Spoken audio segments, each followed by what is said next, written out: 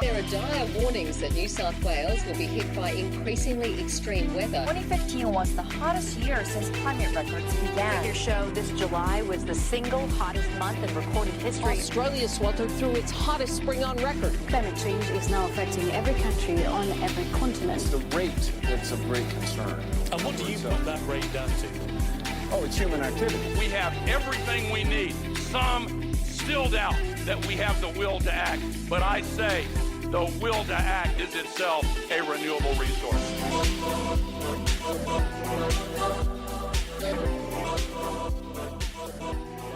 Hello and welcome to Climactic. This time a bonus episode. I am, as always, Mark Spencer, your host, publisher of the Climactic Collective, the Trans-Tasman podcast collective for the climate community. I'm joined today by Jim Buckell, facilitator from Groupwork Centre. Jim, what is the Groupwork Centre? Right in the deep end. Yeah, the Groupwork Centre has been running for a couple of decades now out of suburban Melbourne.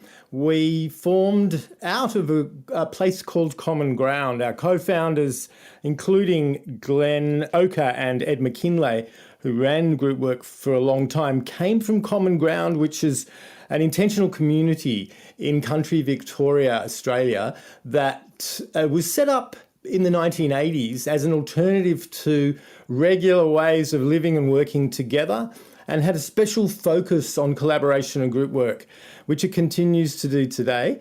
And out of that centre, which still works to this very day as a retreat for activist groups, many of them from the climate and environment movement, and be familiar to some of your listeners, they set up the Groupwork Centre with a specific focus on working with groups, with teams, with anybody with an interest in collaboration, collaborative leadership, but especially in facilitation. So how is it that people work together really well, and what can a facilitator add to that process? So that's where we came from back in the early noughties, and with a history that dates from 1984. Wonderful. And that's where you're a facilitator today, is that right? Yes, I'm one of about 8 of us who do facilitation services. So we go out to groups, help them with things like teamwork, conflict resolution, strategic planning, all sorts of things that groups need assistance with from external facilitators. But we also train facilitators, and we are the leading trainers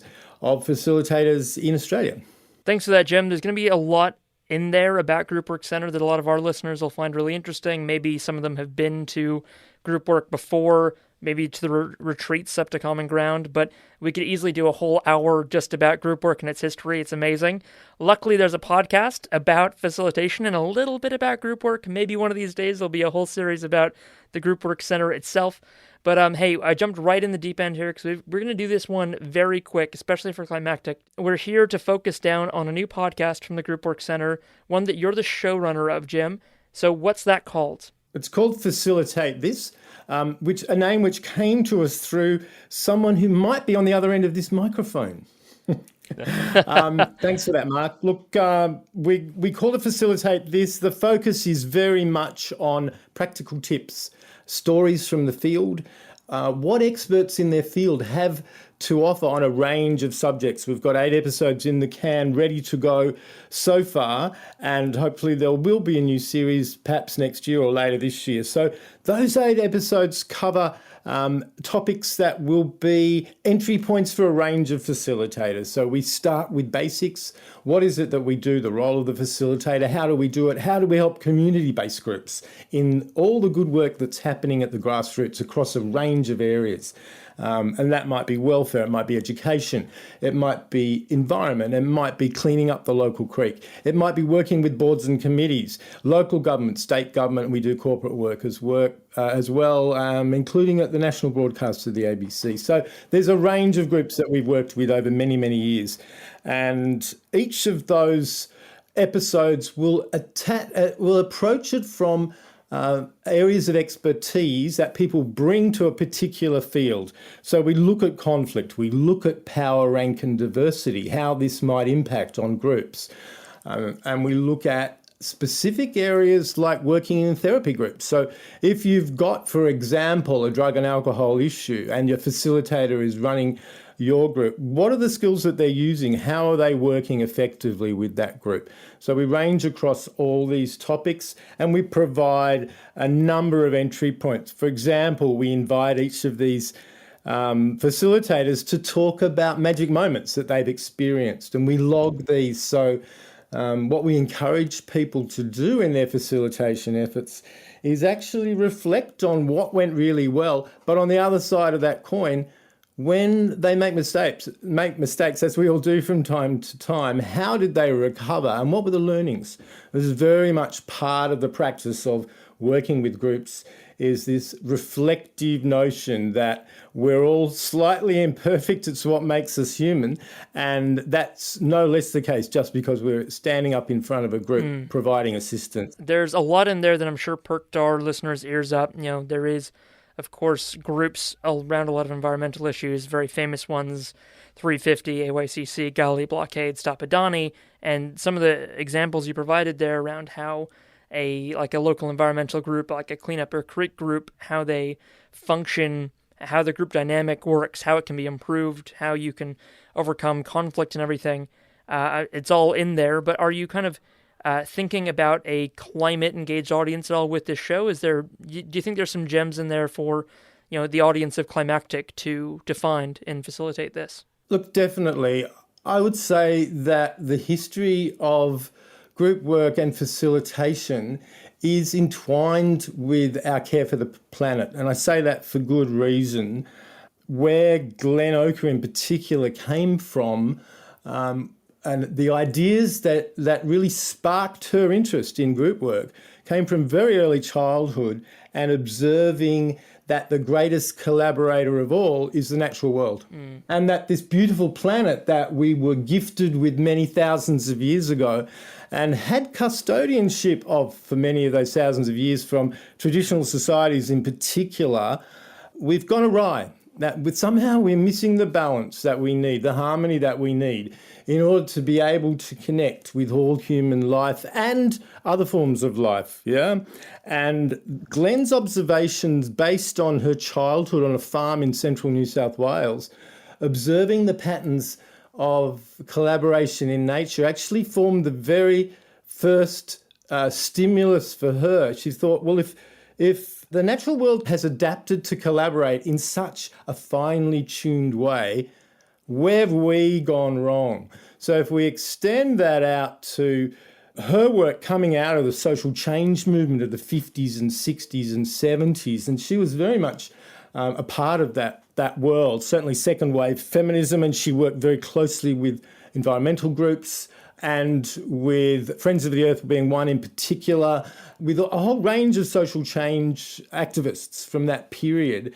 So there was a realization that we're not very good at dealing with things collaboratively because for so long in post-industrial society, we've been, and even before, we've been led by so-called leaders and hierarchies. And so when the emphasis comes back on us to be responsible for ourselves and to make decisions for ourselves, we don't always have the skills.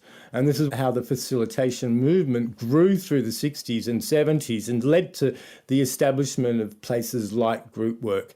So very fundamentally, yes, the history of that movement since the 60s has been very closely tied to the environment movement and now the climate movement.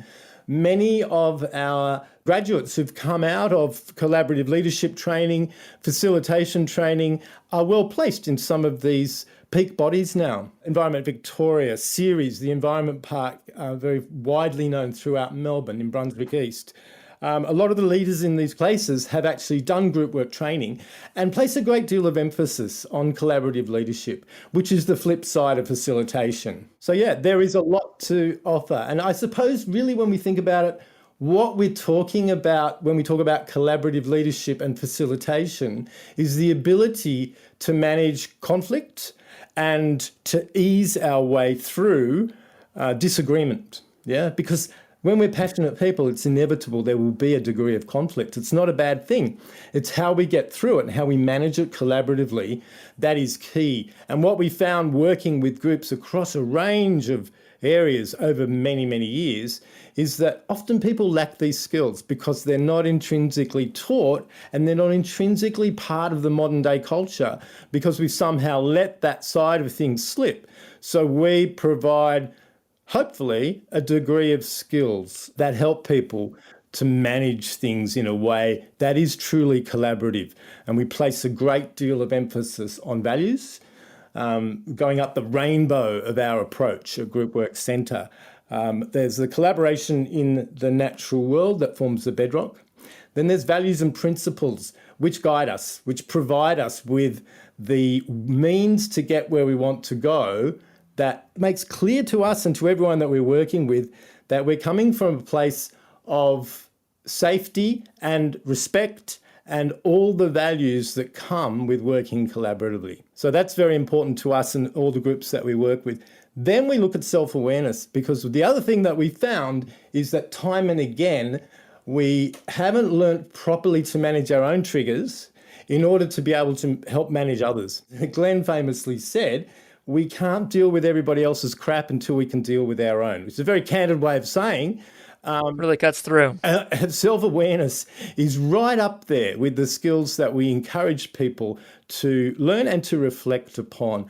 Then we go through communications and micro skills and the little things that we do in conversations, in working together to tease out where differences lie, where commonalities lie, and finding bridges over those differences. So it's not papering over cracks, it's actually listening really intently before and surveying the terrain before we jump to conclusions or solutions, because we're very often trying to find solutions to problems without fully understanding the nature of the problem and where our commonalities lie, so that we can build a path that works best for everyone.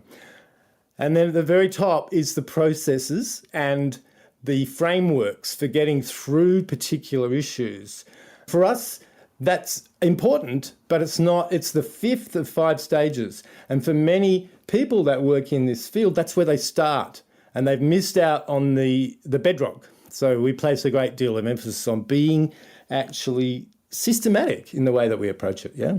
There's so much in what you said that appeals to me and it will appeal to the audience of Climactic, and they'll all be wanting a lot more from you. They could listen to you talk about this all day, or other people who are passionate about facilitation, and that's why I'm so happy to tell them that, yes, there is an entire podcast series about this, so you can get a lot more of Jim and at least half a dozen other amazing facilitators' passionate reasons for why they do what they do and why they love it. The so-called leadership we've had since the Industrial Revolution has created a lot of issues, and the collaborative leadership that group work helps groups work through and reach, that is the only place that is got to be the starting point for solutions to the climate crisis, to a new paradigm of living, a new way of doing our work and relating to each other. Does that sound about right to you? Kind of putting it as succinctly as possible, how is facilitation linked to solutions to the climate crisis? I think there's 2 things that I would finish on. One is a concept that we have as a fundamental principle of our approach to the role of the facilitator in group work, and that is that the wisdom is always in the group. When you think about it, that's quite a radical, even revolutionary approach, because it turns on its head that we need strong people as leaders to guide us. Yeah? If we accept that the wisdom for any problem is always going to be found in the group, and that it's our role as facilitators to draw that out or help the group to draw it out for themselves, then we've actually turned on the head this need to have decisions made for us. And we've also questioned the nature of representative democracy, which again is interesting, because when you decide things collaboratively, you don't vote. And what are we doing as the thing that we do when we choose our representatives to make big decisions for us is we vote. I'm not sure that there's a better solution to that right now and here, but in many other areas of our lives there is.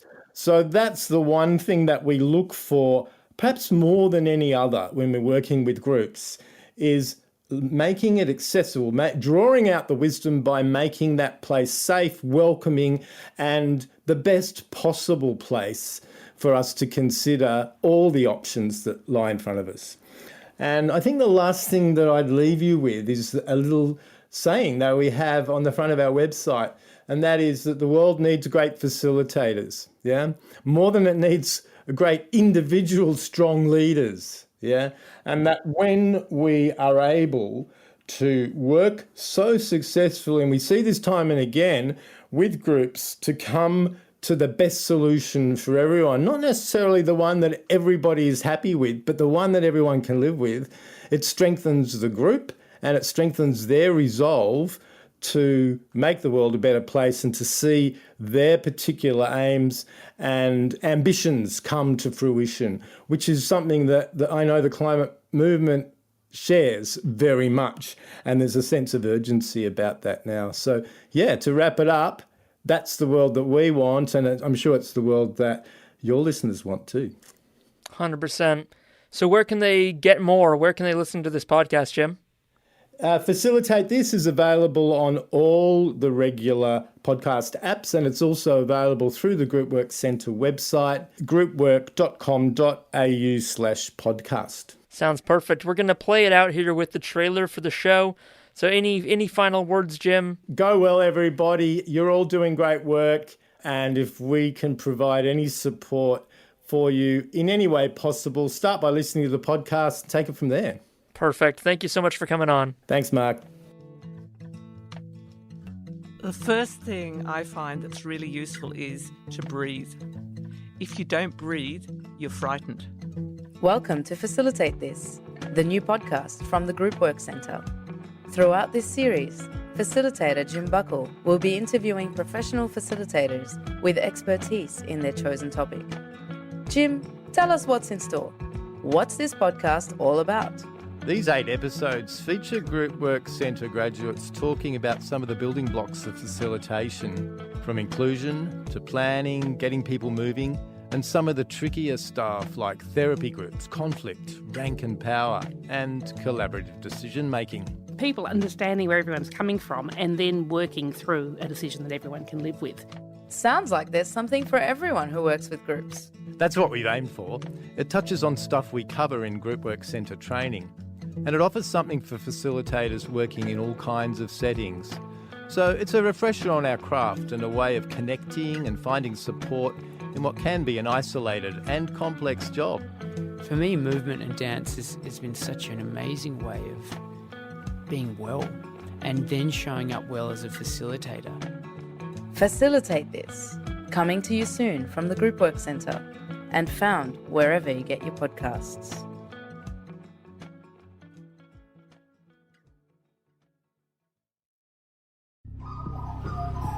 The Climactic Collective.